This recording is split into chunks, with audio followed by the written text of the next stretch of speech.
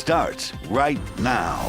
San Antonio, take a look at all this fun. You know who makes it happen? All the folks back there, volunteers. We're going to give them a salute coming up tonight on the Nightbeat.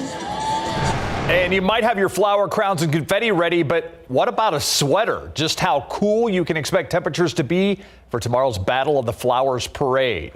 But first, a Defenders exclusive. He survived multiple tours of duty, received the Purple Heart, the Bronze Star, only to lose his life while seeking treatment at a facility that's supposed to help wounded veterans. In a wrongful death lawsuit, the family of retired Tech Sergeant Gabriel Wozniak claims that his death could have been prevented. The Night Team's Dylan Collier pieces together what happened in this Defenders report. Warrior's Heart, a sprawling 543-acre ranch in Bandera that is typically a safe haven for military veterans and first responders coping with everything from post-traumatic stress disorder to chemical dependency. Years after being medically discharged from the Air Force, like so many others, retired Technical Sergeant Gabriel Wozniak came through this gate in August 2020 wanting help. He had experienced some TBIs and was just dealing with some post-deployment issues. J.C. Pavelic is an attorney representing Wozniak's family, hired to file a lawsuit late last year accusing Warrior's Heart of committing gross negligence in connection to the Air Force vet's death. The morning of October 8, 2020, a staff member found Wozniak's body at the base of these 30-foot water towers. An employee told Bandera County Sheriff's investigators Wozniak asked him around 2 a.m. if he could walk the property because he was having a hard time sleeping. Deputies noted green paint on the bottom of Wozniak's shoes matched that of the condensation-covered tank, and that finger marks on top of it indicated Wozniak attempted to catch himself but had slid toward the edge before falling. Photos from the scene show ladders to access the towers were just off the ground, and security panels that could have stopped someone from climbing up them were unlocked. 2 months later, a medical examiner concurred with the sheriff's office in ruling Wozniak's death an accident. At the time of his death, Wozniak was a week away from leaving Warrior's Heart and had made plans with his teenage daughter to move to Colorado. A search of Wozniak's room at the facility uncovered no signs of foul play or a suicide note. And two of the last people to talk to him while he was alive said Wozniak was acting normal. After the vet's death, the ladders were drastically shortened, and based on this footage captured by Sky 12, no longer appear to be accessible to people standing on the ground. The fact that they cut back these ladders and made it difficult for someone standing on the ground to gain access, what does that tell you about this situation? I think it was very preventable. They also had locks on the water tower that were never locked. Safety failures, according to Pavelic, that took a war hero from his family much too soon. It's just been really hard. Gabriel was a great person. Everyone that we've talked to about him, he was an amazing man and made a huge impact on everyone's life. And so while they're doing great things, this should have never happened, and his life should not have ended here in Bandera. For the Defenders, Dylan Collier, KSAT 12 News. Citing the pending lawsuit, the CEO of Warrior's Heart wouldn't comment on this story. The suit seeks up to $1 million in damages. And 2 people arrested, another on the run. Right now, police in Seguin hope you can help close a shooting case at a park there. Investigators say Cristiano Soto and Sarah Vega were in a car when an accused gunman fired towards Park West Monday. They were arrested during a traffic stop. The last person they're looking for is this man, 20-year-old Draven Rene Reyes. If you know where he is, call the Guadalupe County Crime Stoppers at 877-403-TIPS. It's a problem that's getting worse. That's how a newly appointed associate judge is describing child abuse in Bexar County. Listen to these numbers. Last year alone, more than 5,600 cases were reported. The broken bones and the bruises, those heal, but the trauma that's left, the psychological scars that are left, those fester and they get worse. And unless they're addressed with the children, it's going to continue. That cycle is going to continue. Judge Raul Perales was added to that court after cases increased. He began presiding over cases last month. He says the court is trying to help kids by helping their families. The Biden administration responding to Governor Greg Abbott's plan to bus migrants out of state all the way to D.C. The announcement comes in response to the CDC's decision to end Title 42 next month. That order restricts migrants from entering the U.S. because of a public health emergency, in this case, coronavirus. Yesterday, the governor said after Title 42 is ended, migrants who are processed and released in Texas will be bused to Washington, D.C. Today, the White House press secretary questioned the governor's authority to actually take that action. I think it's pretty clear this is a publicity stunt. His own office admits that a migrant would need to voluntarily be transported, and he can't compel them to because, again, enforcement of our country's immigration laws lies with the federal government, not a state. The buses will be paid for through state funds for border security. The governor also says additional actions will be announced next week. San Antonio continues to deal with dry conditions. Take a look at what firefighters had to confront on the city's south side. Flames sparked up, spread near South Presa and East Pyron. This is one of at least 3 grass fires firefighters had to respond to today. That was in the 6 o'clock hour. Let's bring in meteorologist Katie Blake. Katie, dry conditions continue to come up in these conversations. How about the winds, though? Yeah, the drought is one aspect of these days where we have elevated fire danger. That is going to take a long time to fix, if you will. We need multiple rounds of widespread beneficial rain.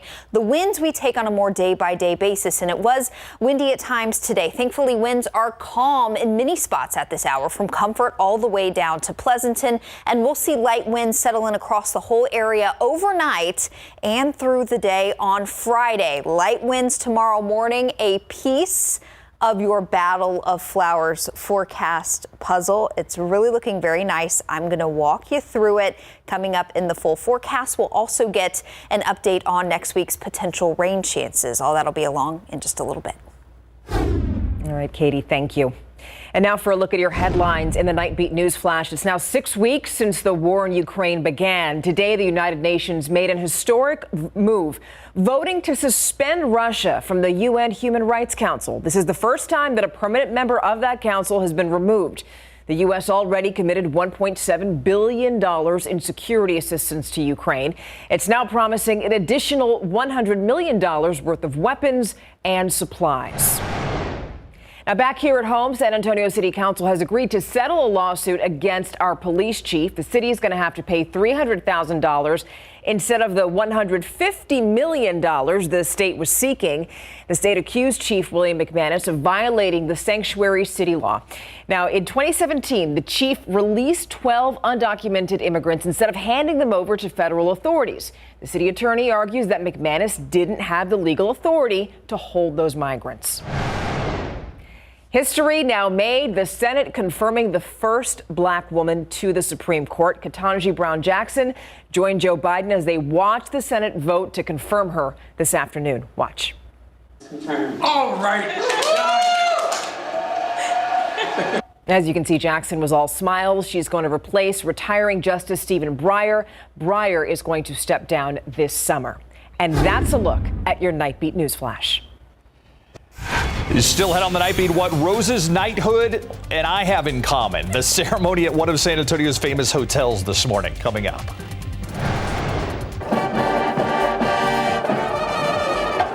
There you go. The beat goes on for another Fiesta tradition. What organizers say the band festival accomplished this year. And our Fiesta coverage continues tonight. We're going to hear from those who helped make this party happen. The live report is up next, right here on the Nightbeat.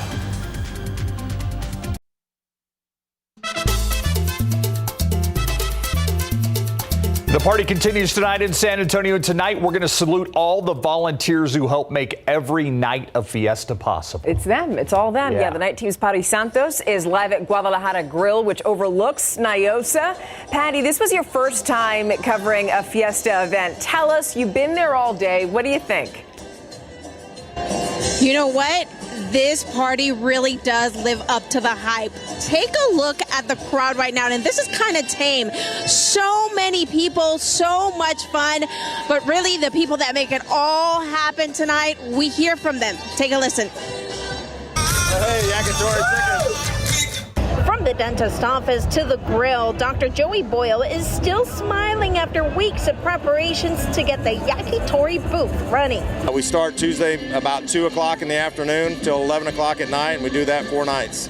A family tradition started more than 40 years ago lives on thanks to more than 40 volunteers per night. Nobody gets paid. All the money goes to the Conservation Society. He wants to make it the best party in San Antonio. The city of San Antonio is such a great place with Fiesta. We just love giving back to the community. We do have some very dedicated people that are here from beginning to end. A lot of love goes to volunteers who make Fiesta San Fernando happen. It kicked off tonight. Proceeds from the 3-day event will go towards maintaining the historical San Antonio landmark. It means so much to me because the cathedral is in my heart, as it is the heart of San Antonio. The pandemic has made it difficult, but volunteers say there are many more fiestas yet to come. This is kind of a, welcome back, let's see how it goes, and we're just looking for bigger and better next year. Back live out here at Niosa. As you can see, the party is continuing. If you want to volunteer, really, you get to do 2 things. Be a part of helping San Antonio and also maybe like dance a little bit, enjoy the music, and maybe avoid the crowds there. But yeah, definitely a lot of fun. Live from the Guadalajara Grill, Patty Santos, KSAT 12 News. It's a spot to be, too. Yeah, absolutely. Yeah. Thank you, Patty. Another Fiesta favorite filled the stands at Alamo Stadium tonight. The Battle of Flowers Band Festival actually sold out ahead of the event. The first time organizers say that's happened. The crowd eager to watch a show these 36 high school bands have been preparing for. We started rehearsals about a month ago. We've been working on this field with color guard and drums and trumpets for almost a month. The event faced some cancellations earlier in the pandemic, but today those bands carried on the tradition of being the oldest and longest running marching band festival in the country. It actually began in 1937. I love that. Yeah. It's continuing. A lot of those bands are also going to perform in tomorrow's Battle of Flowers parade. That parade kicks off at 9:30 in the morning near San Antonio College. It's going to make its way to Alamo Plaza before making a right on Commerce Street. And even if you don't attend the parade, this whole thing really could affect you because there are road closures in the downtown area starting at 6 o'clock tomorrow morning. So maybe you're seeing this and you're thinking, maybe I'll stay home. Well, you can do that. You can watch it live, or you could go there, or you could watch the Battle of Flowers parade from home right here on KSAT 12. All right, I want to tell you something. This is a first for me. I was actually knighted today. The Royal Rosarians are official ambassadors from the city of Portland, the Rose City. They've been coming to San Antonio's Fiesta since 1995. They honor people that they think have done good things in the community with knighthood and dames. I was humbled and honored to be knighted along with Mayor Ron Nirenberg, County Judge Nelson Wolf, great San Antonians like Hope Andrade and more. I do have to say Sir Knight Steve Spriester sounds weird, though. But you like it. No, I don't like it. It's an honor. I think look at that. That's the look of a pleased man. Look at that. That man looks very satisfied with himself. No, right that's a look of a guy who is hoping that the lady's very careful with that sword she's about to swing over my head there. That's what Well, congratulations. Thank you. It was Sir Steve Spriester. I tried to get him to change it to the Nightbeat, KNIGHT beat tonight, but didn't work out. Live look outside right now at Niosa. About to close down, I think, in about 15 minutes. I think they close down at 10:30. Yeah, 10:30 is when they close. But you can see people there. Just really no rush because it's 65 degrees right now. Just such awesome weather for an event like this, Katie. It is chef's kiss weather. Oh, yeah. Wow. Wonderful. But there's one day left. Yes, tomorrow. And it's going to be just as nice tomorrow evening, tomorrow morning for Battle of Flowers. Just more weather goodness tomorrow. That's some good news. Let's take a look back at today. A 30-degree temperature swing from morning to afternoon. And we'll see a similar temperature swing tomorrow, and that's really because of the very dry air that's in place. So temperature readings right now already falling into the 50s across parts of the hill country along I-10 there from Bernie Stage up to Comfort. It's 62 in Canyon Lake, 66 at the airport here, still near 70. 70 at Stinson, but temperatures will start to fall into the 60s there very quickly. Showed you winds a few minutes ago. They are becoming calm across many sites from Canyon Lake over to Bandera down to Pleasanton. Otherwise, just about 5 to 10 miles per hour. And our air is very, very dry. This is chapstick weather for sure. Dew points in the 20s and teens. And again, that's a big reason why our temperatures this morning bottomed out at 49 and then made it all the way up to near 80 this afternoon. It's the dry air in place tonight, the light winds and clear skies that take our temperatures into the 40s again tomorrow morning. But we expect tomorrow morning will be just a few degrees cooler than this morning. Look for low 40s, even some upper 30s north of Highway 90 tomorrow morning. A low around 39 in Comfort, 42 at the airport, 43 your low in Stinson, also a low around 43 in Floresville and Pleasanton. So it will be, dare I say, a touch chilly very early in the morning. But the sunshine, once the sun rises, it's going to start doing a lot of work to heat us up. So by 9 a.m., we're already in the upper 50s, getting close to 60. So if you'll be heading out to the Battle of Flowers parade to watch it in person tomorrow, a big key is going to be to dress in layers, just a couple of layers. You may want a very light jacket or maybe a fleece early on.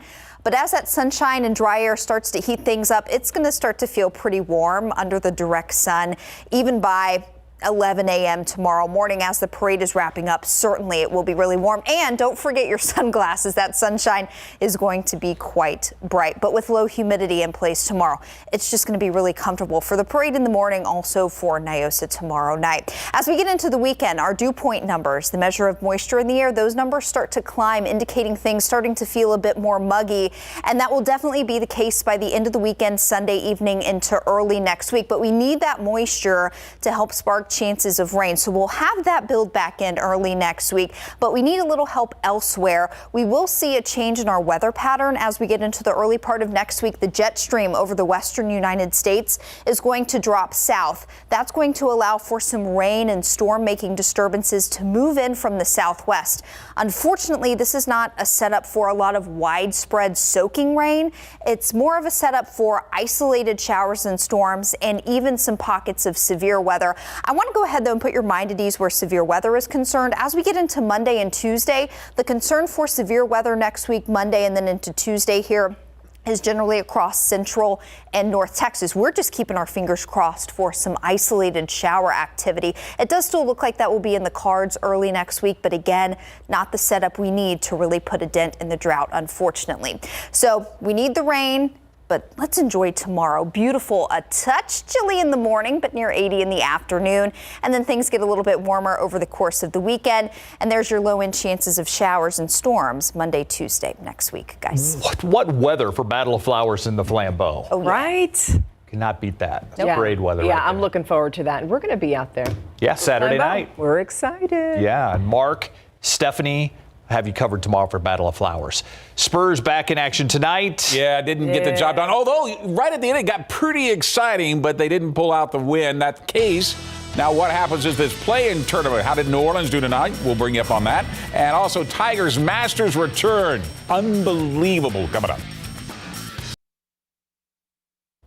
Spurs have won 5 straight on the road, looking to make it 6 tonight in Minnesota, while also hoping to gain ground on the Pelicans for the 9th seed in the West and host a play-in game next week. Spurs off to a slow start, down by as many as 7 in the first before getting hot. Zach Collins 3 cuts the Wolves' lead to 2. Final seconds of the first, Josh Richardson lobs it to Keita Bates-Diop for the bucket and the foul. Spurs on a 17-5 run to lead by 5 after 1, but the Wolves chase down the Spurs in the second.